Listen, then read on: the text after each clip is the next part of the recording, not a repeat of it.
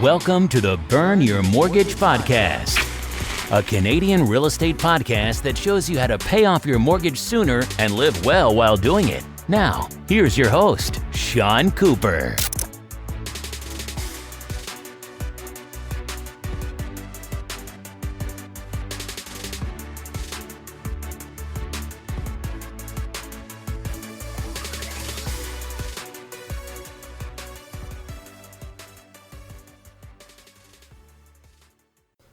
Welcome to the Burn Your Mortgage Podcast. I'm Sean Cooper, and it's great to be back for another episode. On today's show, I'll be talking to Zack Korn. Zack manages digital advertising for brands and realtors on BuzzBuzz Home, North America's largest listing of all new construction homes. He's formerly worked in Condo sales centers and behind the scenes in Toronto real estate.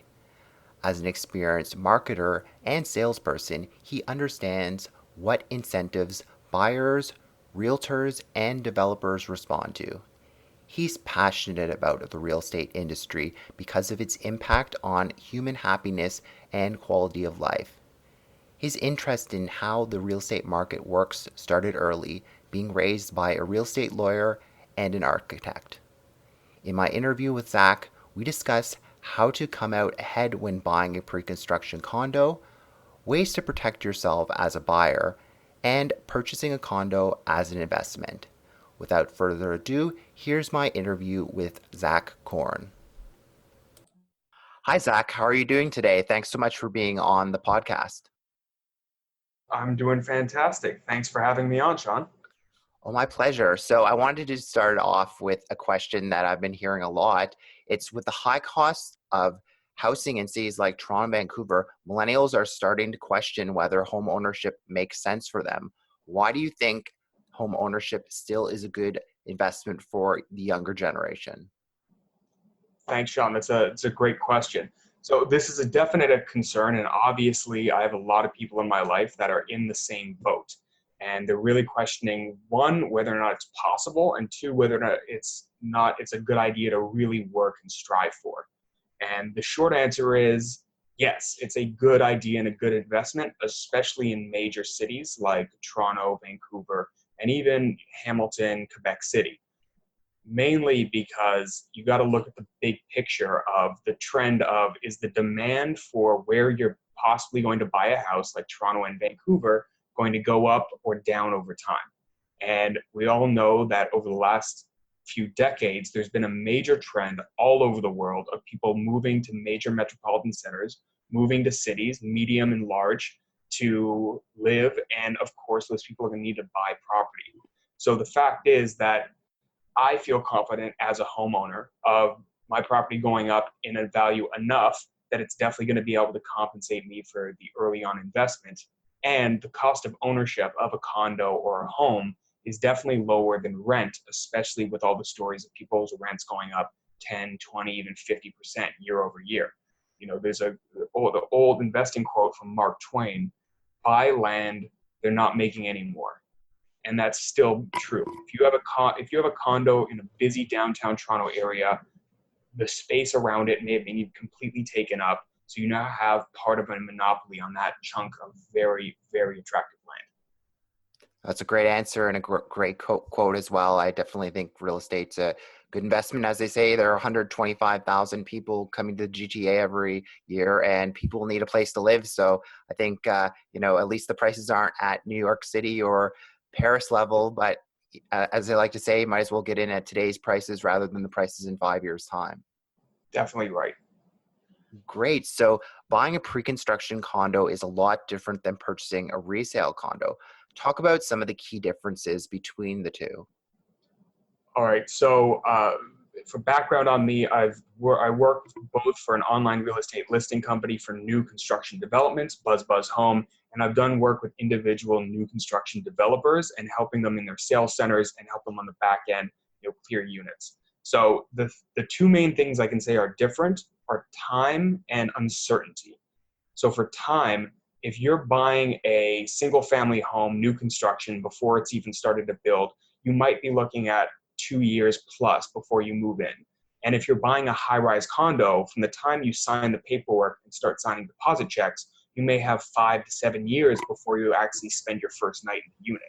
So what you're looking at is parking your money, parking your deposit money, which in Toronto and most markets is about 20% of the total price. You're giving that to the developer within a few months, and you're not going to be able to use that property for a few years. So that's the main thing, as opposed to resale property, where you could sign a deal and move in as early as 30 to 60 days. So you're able to make use of it right away. The second part is uncertainty. So a few things involved in that is that you may have a sales center that may or may not be, they may have a model suite, a model unit in the sales center that may be exactly your unit or maybe something completely a different size. So you're not able to really walk in and get the feel of a place like you would go on a viewing with a realtor and walk around a condo, walk around a house, and really feel what the space is going to be like. And the fact that the finishes, what the flooring's made out of, the countertops may not be the exact same materials that you see in a sales center. Whereas if you're moving into a resale condo or a resale home, you can feel and touch and experience every part of the home and get everything inspected before you even move in. So really, though, that's the main thing. If you're willing to park your money at a good rate, buying a condo and then move in 5 years later, if you have the ability and the financial ability to do that, if you can get the right price, it is a very smart move.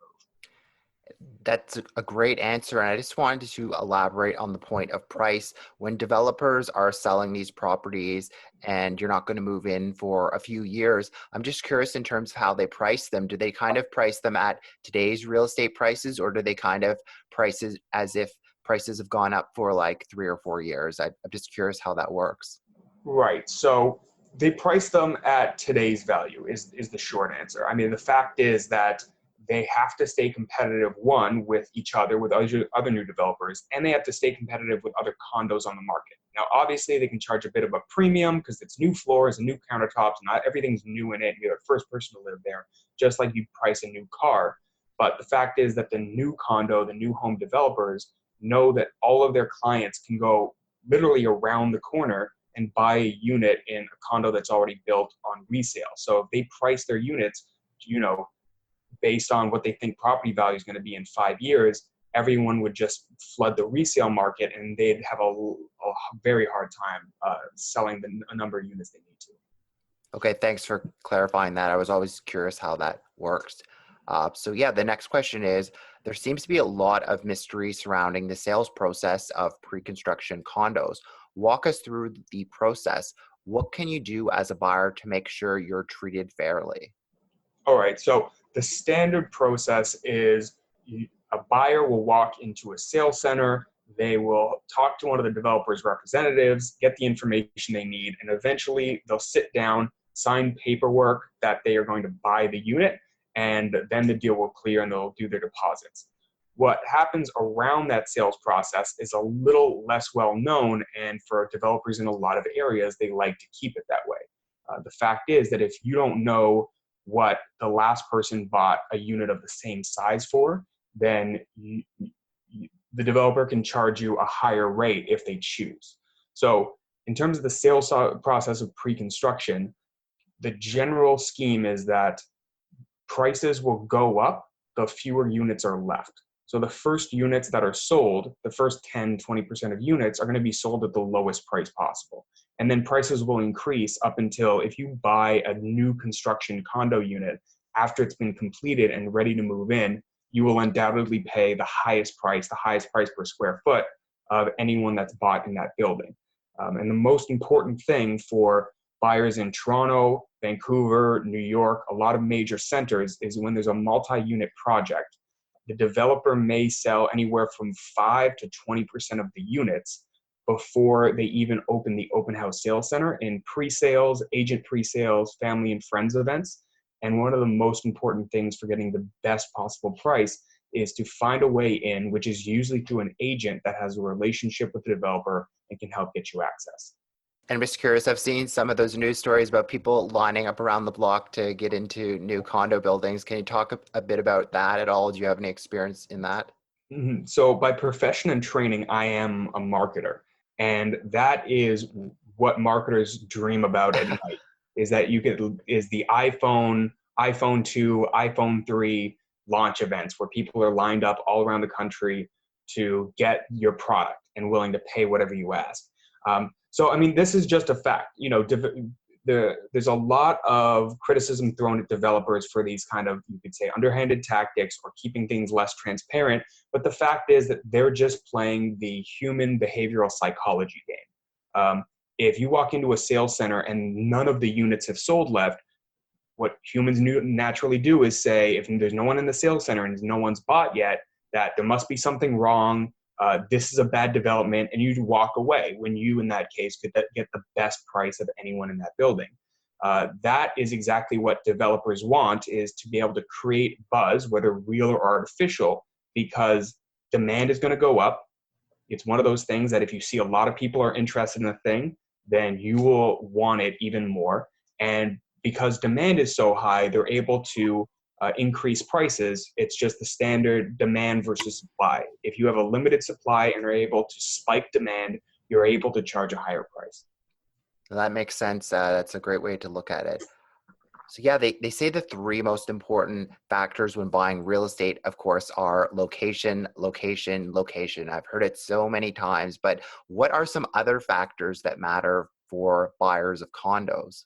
So one thing you can look into, and I know a lot of buyers know this, is the reputation of the builder.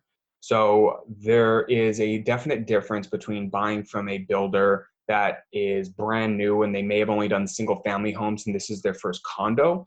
That's an indication that they may be great at building this condo. However, they may be experiencing problems that come up with building condo towers for the first time, which may delay closing, may delay construction. So that's something to keep in mind. When you're looking at reputation of builders, you can look at all the regular review sites around. And one caveat I'll throw in is that a lot of people on the internet are very opinionated. It's not a new fact for anyone. And every builder, even the builders with the highest, most sterling reputations that always do the right thing and are amazing business people, they still have a lot of negative reviews out there on the internet, which makes it a little harder. But generally what you'd want to do is see what developers have testimonials on third-party websites that say that the experience was good, they were helpful with the buying process, the building closed on time, and the unit operated like they wanted. And the fact is there's going to be some people that just have a freak accident of the pipes bursting or the AC line dripping. That's always going to happen. There's always slight mix-ups, but if that happens a few times in a 3,000 unit development, that's pretty good. The second thing, it's related to location, but walk score. So walk score is a score that's given by a third party for how accessible the unit is by foot to everything that you would need on a monthly basis, whether it's grocery stores, theaters, pharmacists, and that's a number that is commonly advertised on many development and agent websites because it's really highly prized. And especially for people that are having kids, obviously a lot of them would like to be in a neighborhood where maybe their kids could grow up with other kids down the street and they can walk down to a park with them and they don't have to load kids in the car every time they want to go to a park. No, that makes a lot of sense. I've seen the walk score listed on many condo websites. I just didn't really understand it. So thanks for shedding some light on that. So on the topic of buying condos, what are some common mistakes you see new condo buyers making, and how can those be avoided? So this may seem a little bit counterintuitive, but especially in new construction, one of the things I've seen, bite buyers in the behind is taking too long to shop around and not snatching up deals in buildings when they get the first opportunity. So this is not to say that the first building you see in the first sales center you go into, you should buy.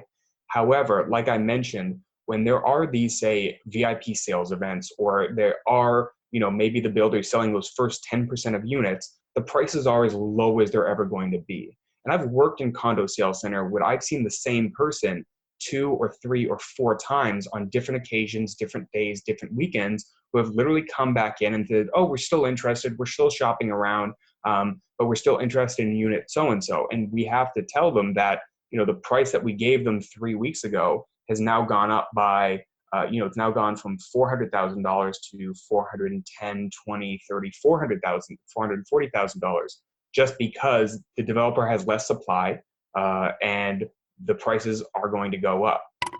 And leading Wow. into that, someone that can help you navigate that is, I really think a lot of buyers, especially in new construction, should be working with an agent, especially if they've never dealt with this before. And again, my experience working in condo sales centers, that there are certain questions that an agent can ask, amendments to the contract. For example, in Ontario, capping development levies is a thing that could save a buyer a few thousand to $10,000 or $15,000 off of closing costs. And for anyone out there that's considering whether to buy by themselves or with an agent, they should know that the general practice in North America is that the developer will pay the agent, a percentage of the buying price. So the buyer has little to no cost to deal with agents. The only caveat I have to mention is there are certain developers, for one reason or another, that do not cooperate with agents. And if you see the developer doesn't cooperate with agents, that means that the developer will not pay a buyer's representative any commission. So the reason it's important for you to know that as a buyer, if you are working with an agent, or if you choose to work with an agent, is the fact that your agent may or may not take you to see certain buildings because they know the developer, won't pay them any commission. And it's fair, because if they don't pay them any commission, then they're pretty much working for you for free. It's one major downside of working with a real estate agent is that you may have access to a slightly smaller pool of units, just because certain units aren't going to pay your buyer representative. But especially if you can find a buyer representative who can get you in on those VIP prices, I would definitely go for it. Last thing about common mistake condo buyers make is it's something a little more meta, something a little bigger. It's not thinking about the quality of life and the lifestyle that they really want. So there are some people that, for one reason or another, see a really good unit with really good amenities in a downtown core area, and they decide that they want to go with that because they like the fact that there's a gym and a spa and maybe some great amenities and a rooftop deck. However, this may be a person or a couple that prefers living in a place with a little more green space. They like living in a neighborhood where they can walk to local family-run restaurants and so on. A person like that, if they buy in a downtown core that's area that's pretty much all concrete and is covered with chain restaurants, they may not actually improve their quality of life by buying. And the same thing goes vice versa.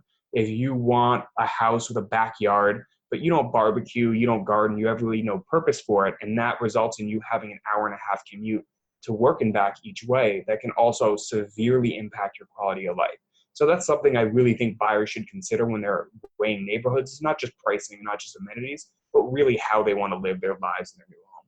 You've made some really great points, Zach. I just wanted to touch on one of the points that you had made. In terms of working with a real estate agent, I'm just curious, how open are developers to kind of letting the realtor make suggestions to changes to the contract? Like you mentioned, capping development levies and fees. I guess you could have a real estate lawyer look at it as well, but how, flexible do you find developers are in changing the contract? Are they pretty rigid, or does it really depend on the developer you're dealing with? So there's certain things like development levies or any kind of standard incentive packages. So when the market isn't red hot, when it's a buyer's market, developers for a period of time will maybe offer $5,000 or $10,000 or $15,000 in free upgrades to the unit. So marble countertops, pot lighting, whatever it might be. So getting standard things like that, most developers are flexible on that. If the agent asks, you get that $10,000. If you or the agent don't ask, you miss out on that $10,000 incentive of free upgrades, which is, again, why you want someone that can tell you the right questions to ask. But in terms of other flexibility, it really depends on the developer and the market, right? If the developer is talking to you, waiting to talk to 10 more people that maybe are going to buy that unit, they really don't have an incentive to give you anything extra. But if it's a buyer's market, if the developer is having trouble moving the number of units they need to get financing to build the project, then having an agent knowing that they see maybe only 30% of the units are sold, the agent should know to push a little bit to see, can we get more incentives? Can we get a smaller cap on those levies? Can we get something else thrown in for free? Or can we get a reduction in price in some more extreme cases? But really, certain developers have the reputation of trying to squeeze every penny they can out of buyers using cheap materials and so on. But most developers are more in the middle, that they're just an agent of the marketplace. They build solid homes, and they need to be, compensated fairly for it. This is very fascinating. And I just want to segue to my next question. Now, we've seen a number of high-profile condo project cancellations over the last several months, including one in Vaughan near the new TTC subway stop there. You kind of touched on it earlier, but what are some things that buyers can do to protect themselves from this happening, and what kind of recourse can they have if the situation happens to them where they, are waiting for a condo to be built and maybe 3 years down the line the project gets canceled? It must be very frustrating to have to just get back your deposit, if that, and then have to buy at today's prices when you've had your deposit tied up for 3 or 4 years. Yeah, so this is generally the biggest concern for buyers in most parts of Ontario and the world when it comes to new construction.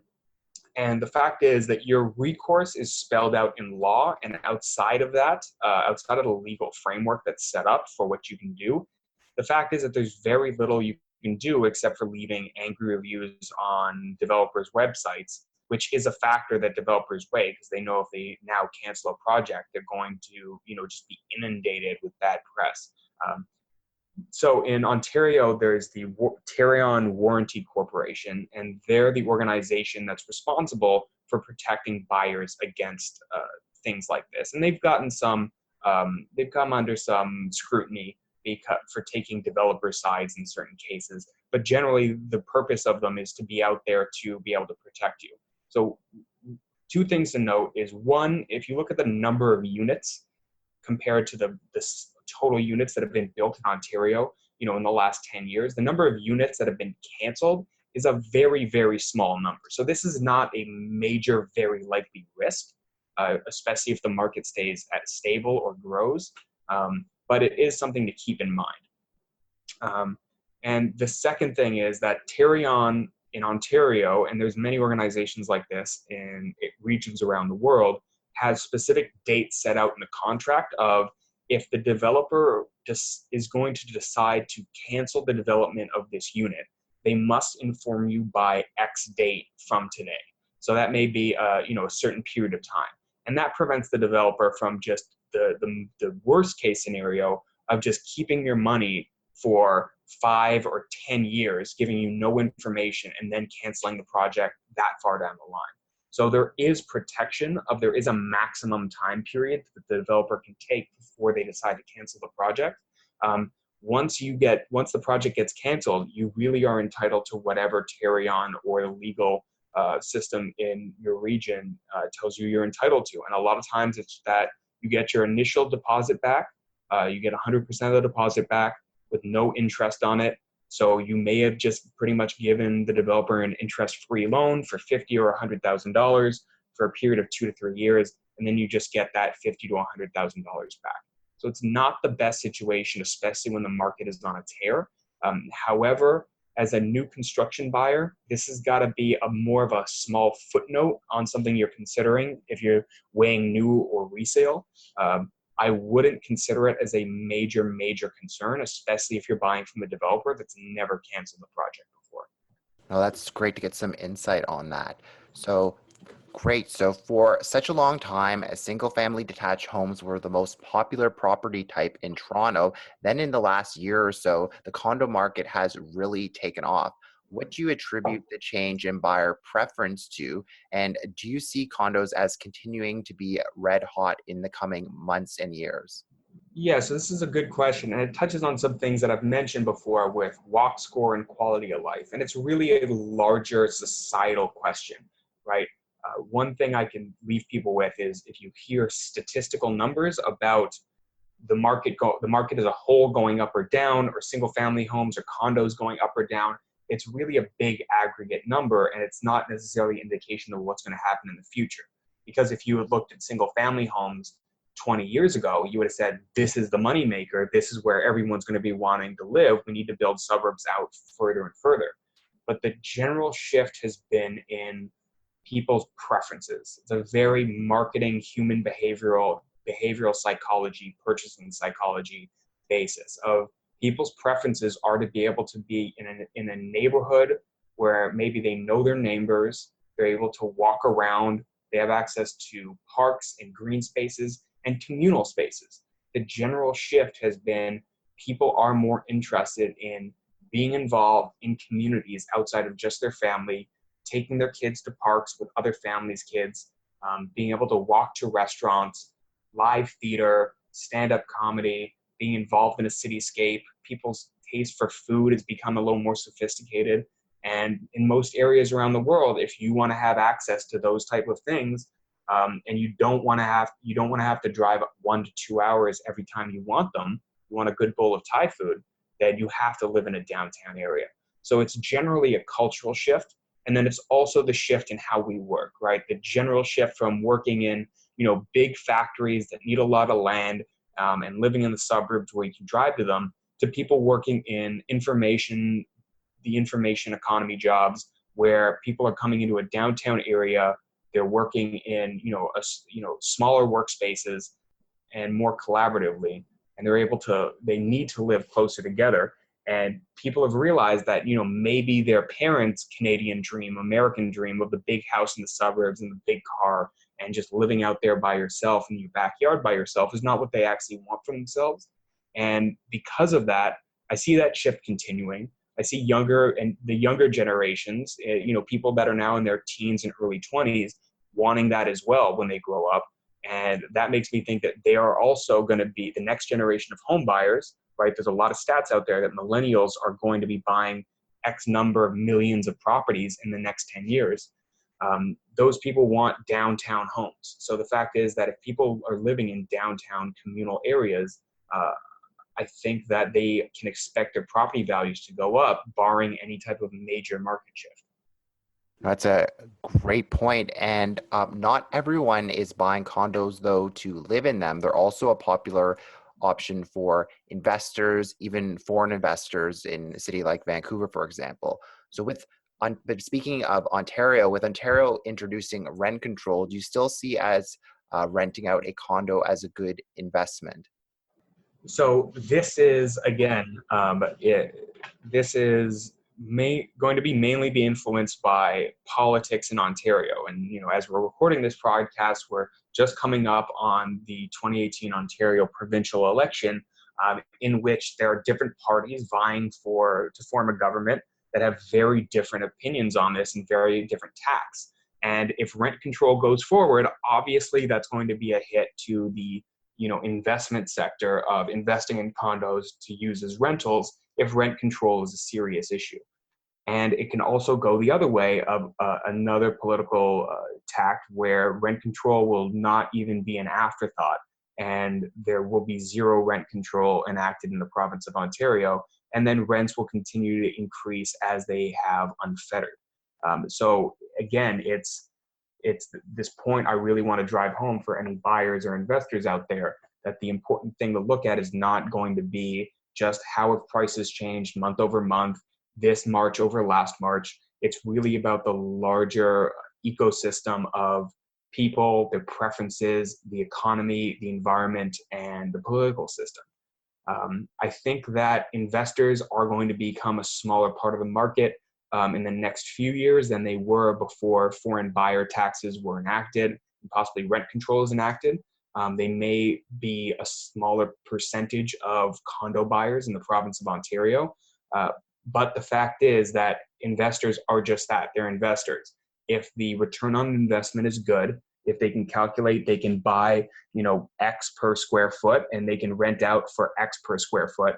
If they can make their money back in a reasonable amount of time, they'll still invest. So it really just comes down to if the math can beat the market. You certainly want to turn a positive cash flow, and you can't really depend on these 30% year-over-year price increases. So I think you made some great points there. Great. So the next question, the final question is, when you're buying a condo, it's not likely to be your forever home. What are some factors buyers should look for to help maximize the resale value? And when I'm thinking about that, I'm thinking of a parking spot, but beyond the obvious, what do you mean? What like factors besides a parking spot do you think they should look for? All right, this is a great question. So generally, I think what people should think of when they're buying a property and they're furnishing it is to be able to maximize the percentage of the future home buying market that would be interested in their property. So like you said, a parking spot. So what I mean by that is that if you don't have a parking spot to sell with your units, you have maybe eliminated, depending on your area, 10 to 60% of the possible market. So right off the bat, when you try to resell it without a parking spot, you now have maybe three quarters or half the buyers you would. It's really about making it attractive for everyone. If you have no private outdoor space, there's buyers like me that won't consider any unit regardless of the price if there's no private outdoor space. That's another thing. The same thing applies to, on one hand, gyms inside the building and other amenities, and also how high the maintenance fees are in the building. If they're very high maintenance fees, you have to know that you're going to be selling to a pretty premium slice of the market that can afford, 1,000 plus in monthly maintenance fees to pay for all the beautiful amenities in your building. So the number one thing, I would put yourself in the mind of different types of buyers, right? A small startup family, a university student that's just graduated and got their first job. Whatever size of unit you have, think about the different types of people that might be buying it. Maybe new immigrants to Canada that are looking for their first starter condo. They have some money. What are they going to be looking for? And what kind of unit can I buy to meet all of those different segments' needs? Those are some great points. So, Zach, it's been great having you on the show today. Before I let you go, is there anything of interest that you're working on that you'd like to share with our listeners, and maybe a funny realtor story or two? All right. So, in terms of the future of the market, there's a lot of interesting stuff going on in the technological side of the market of real estate. Obviously, a lot of real estate is kind of stuck in 1981. There's a lot of handshake deals, friendship-based selling. Everything's based on connection. There's developers that are selling, multi-million dollars of properties. They're selling a 300-unit condo building at an average price of $700,000 a unit. And they're doing it using a basic Excel sheet, right? They have an Excel sheet in the back room that's tracking everything with no more checks and balances besides just some people looking at it. So my company that I work for, Buzz Home, has this product, Daypack, which is enabling developers to do two things. It's like a point of sale system, just like you'd have at a grocery store, where you punch a bunch of things in and it spits out a contract. It's automated and everything is, funneled to a dashboard. But that enables this new technology where we have launched and we have premiered, which is Buy Now, which is the ability for a buyer to online, without having to physically drive to a sales center, to be able to buy a unit, sign the contract, put down initial deposits on a unit before seeing it. And the important thing for that, going back to your investor question, is that it opens up, markets of investors in, East Asia, Europe, all over the world, to be able to buy units in Canada without having to have these physical middlemen we've had. And in terms of realtors, realtors get a bad rap. I always love quoting quotes from the Simpsons episode where Marge becomes a realtor, and it touches on some stuff that everyone laughs at in the real estate industry. Realtors speak of, it's not tiny, it's cozy. It's not water damaged, it's, waterfront property. But the fact is that there are a slate of agents that do well in the business because they are some of the best business professionals I've ever gotten the pleasure to do business with. And you know what? A lot of them that are very good at their job are very talkative, are very boisterous. I've been on the first time having a conversation with agents where I've never met them before. We've never seen each other in person. They might be in a different country. But in a conversation completely unprompted, I've been told that someone lost $100,000 running a certain real estate business and then ran a brokerage and lost $150,000 on that. that they're, the number one agent in some unknown town in the swamplands around Orlando, and that they didn't think I was giving them enough respect for being, the number one agent in this small town no one's heard of.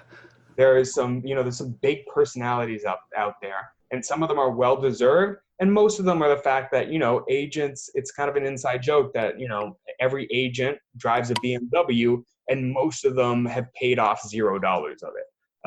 So I hope that, everyone is able to find, the right people they need in the industry, because as much heat and as much criticism as the real estate industry gets, there are large swaths of the industry of really good people that really are concerned with finding people the right home, building people homes that they're going to love, and really doing right by their clients. And in the end, those are the people that really stick around, and those are the people that really, are able to retire knowing that they, in their career, they improve people's lives. Great. It's wonderful to end the show on a high note. So thanks so much for being on the show, Zack. It was a pleasure to have you. Thank you very much, Sean. Thanks for listening to another episode of the Burn Your Mortgage podcast. Besides being a podcast host and money coach, I'm also a licensed mortgage broker. If you or anyone you know, family, friends, coworkers, or neighbors could ever use any unbiased mortgage advice or a second opinion, feel free to reach out. You can reach me by email at seancooperwriter@gmail.com, or you can call or text me at 647-867-3711. Also, be sure to head on over to www.seancooperwriter.com and sign up for my free weekly newsletter. As a small token of my appreciation, you'll be able to download my ultimate mortgage checklist on choosing the perfect mortgage. You can also sign up for a free one-on-one 15-minute money coaching consultation with yours truly. I look forward to hearing from you and helping you burn your mortgage sooner too. Once again, thanks for listening. You've been listening to the Burn Your Mortgage podcast. Don't forget to subscribe on iTunes and leave a rating. Until next time, happy mortgage burning.